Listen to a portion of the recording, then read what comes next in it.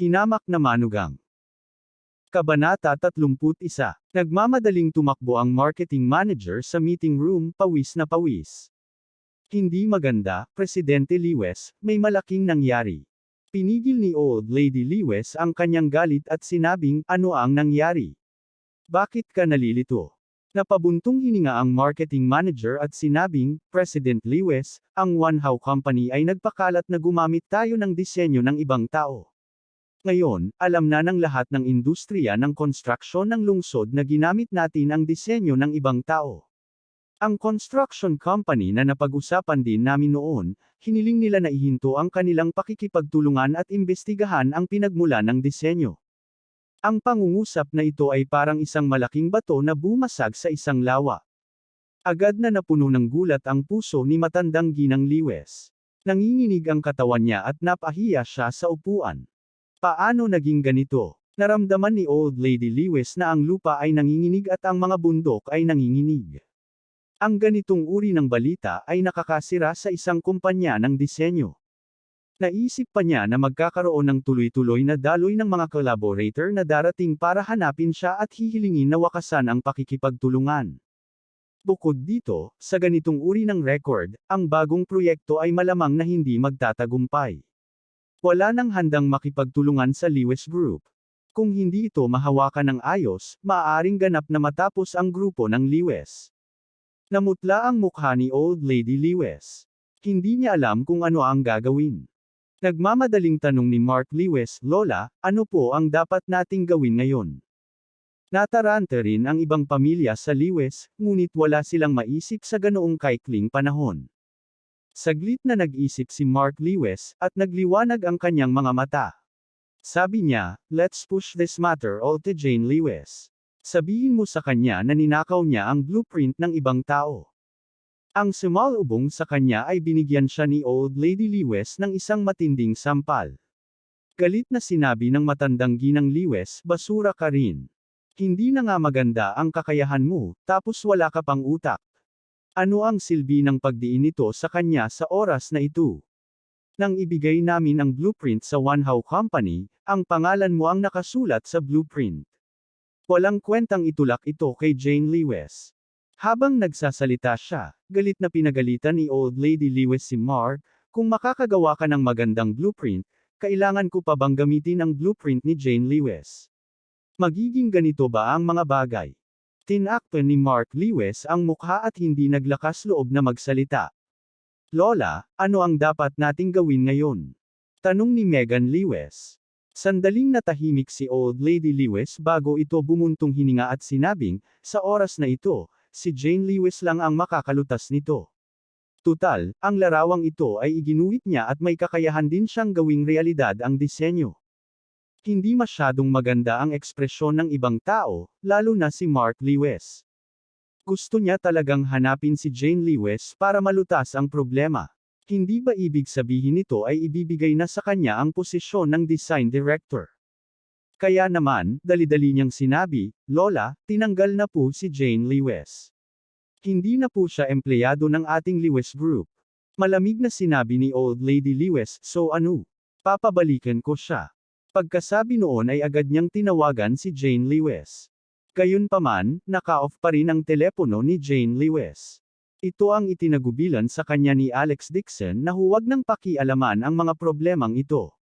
Kung hahayaan niya ang pamilya Liwes na sila mismo ang mag-ayos nito, darating sila at magmamakaawa sa kanya sa huli. Hindi natuloy ang tawag, at naging napakapangit ng ekspresyon ng matandang Ginang Liwes. Alam niyang tahimik na lumalaban si Jane Liwes. Medyo seryoso ang problema. Kung hindi nila malutas ang problema sa lalong madaling panahon, ang Liwes Group ay matatapos. Gayunpaman, kung patuloy na lalaban si Jane Liwes, hindi malulutas ang bagay na ito.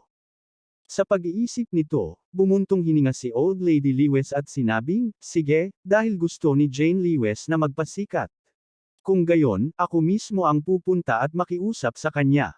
Nagmamadaling sinabi ni Mark Liwes, kung personal kang pupunta at magmamakaawa sa kanya, mas magiging mayabang pa siya sa darating.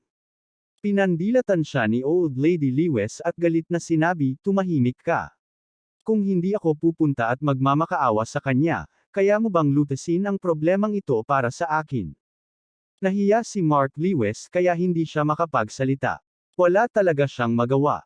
Mabilis na kumalat sa buong kumpanya ang balita na gustong personal na pumunta at magmakaawa kay Jane Lewis. Lahat ay nabigla. Malinaw na pinaalis ni Old Lady Lewis si Jane Lewis kahapon. Ano nga ba ang nangyayari? Nakaharap sa mausisa na mga titig ng lahat, hindi naiwasang mamula si Old Lady Lewis. Mabilis siyang sumakay sa kotse at tumakas mula sa Lewis Group. Si Megan Lewis, Mark Lewis at ang iba ay nagmamadali ring sumakay sa kotse at sumunod. Napakabilis, ang dalawang sasakyan ay nagmaneho papunta sa bahay ni Jane Lewis. Pagkababa ng sasakyan, huminga ng malalim si Old Lady Lewis habang umakyat sa hagdan at kumatok sa pinto. Ang nagbukas ng pinto ay si Alex Dixon pa rin. Walang pakialam ang ekspresyon niya habang nakatingin sa grupo ng mga tao sa pintuan at nagtanong, "Anong ginagawa niyo dito?" Pinigil ni Old Lady Lewis ang kanyang galit at sinabing, "Umalis ka, nandito ako para makita si Jane." Hindi tumatanggap si Jane ng mga panauhin. Habang nagsasalita si Alex Dixon, malakas niyang sinarado ang pinto at muntik nang tamaan ang ilong ni Old Lady Lewis. Galit na galit si Old Lady Lewis na namula ang mukha. Walang lakas ng loob na magsalita ang mga tao sa paligid. Naglakas loob talaga si Alex Dixon na tretuhin ng ganito ang matandang ginang. Ayaw na ba niyang mabuhay? Malungkot na sabi ni Megan Lewis, "Lola, paano kanya nagagawang ganito?" Gustong magtampo ng matandang ginang Lewis, ngunit nang maisip niya ang malaking gulo sa kanyang harapan, pinigil niya ang galit sa kanyang tiyan at muling kumatok sa pinto. This time si Helena na ang nagbukas ng pinto. Nang makita niya ang matandang ginang, agad niyang pinapasok ang matandang ginang Lewis. Umupo sa sofa si matandang ginang Lewis at tinawag ni Helena si Jane Lewis palabas ng silid. Walang ekspresyong umupo si Jane Lewis sa tapat ng matandang ginang. Ngayong labis siyang nadismaya sa grupo ng mga Lewis, wala na siyang takot sa matandang ginang. Malumanay ang tono ng matandang ginang Lewis habang sinasabi, "Jane, nagkamali ako na tanggalin ka. Babawiin ko na ang abiso at maaari kang bumalik sa trabaho bukas."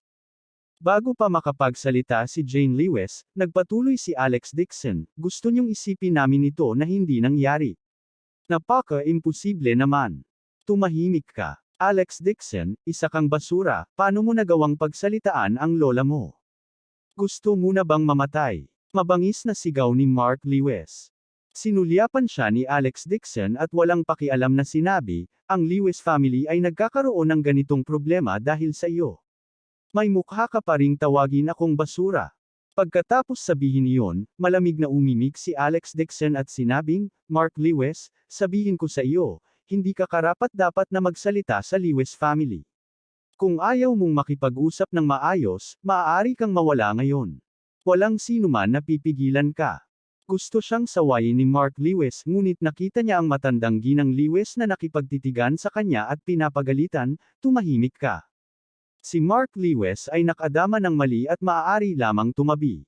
Nagpatuloy si Old Lady Lewis, "Jane, ano ang gusto mong gawin para maging handa kang tulungan ang pamilya na malalampasan ang krisis na ito?" Walang imak si Jane Lewis kundi itinaas ang ulo para tingnan si Alex Dixon. Sinabi na kalmado ni Alex Dixon, "Una, ibalik sa orihinal na may-ari ang disenyo. Ang disenyo na iyon ay orihinal na kay Jane. Ngayon ay kailangan mong ibalik ito sa kanya. Pangalawa, maglabas ng pahayag sa buong kumpanya para humingi ng tawad kay Jane. Pangatlo, ang posisyon ng direktor ng disenyo ay dapat ding ibigay kay Jane." Kumunat ang noo ni Old Lady Lewis at sinabing, "Magagawa ko ang dalawa, ngunit hindi ako makakahingi ng tawad sa kanya sa harap ng buong kumpanya. Kung hindi mo magawa, edi umalis ka na. Ayaw ka naming tulungan dito." Pagkatapos sabihin iyon ni Alex Dixon, tumikim siya at sinabing, "Para sabihin sa iyo ang totoo, alam na ng Pangulo ng One How Company na ang disenyo ay iginuhit ni Jane." Nagulat ang lahat. Muling sinabi ni Alex Dixon, pinadalhan din ni President Wang si Jane ng recruitment notice. Gusto niyang kunin si Jane para maging design director ng One How Company. Ang taunang sweldo ay 1 milyon. Sa tingin mo ba kailangan namin ng isang pangit na posisyon ng design director mula sa Lewis Group? Kung hindi dahil sa pamilya Lewis ka, hindi ka na namin ginugulo. Habang nagsasalita siya, naglabas ng notice si Alex Dixon mula sa kanyang bulsa ng One How Company. Nang buksan niya ito, nakasulat na kinukuha niya si Lady Jane Lewis para maging direktor ng disenyo para sa One How Company. Ang taunang sweldo ay 1 to 2 milyon, at ang komisyon at bonus ay kinakalkula ng hiwalay. Ang signature office ay ang personal na lagda ni Wang Lizu, gayon din ang opisyal na selyo ng One How Company at ang pangalan ni Wang Lizu. Abangan ang susunod na kabanata.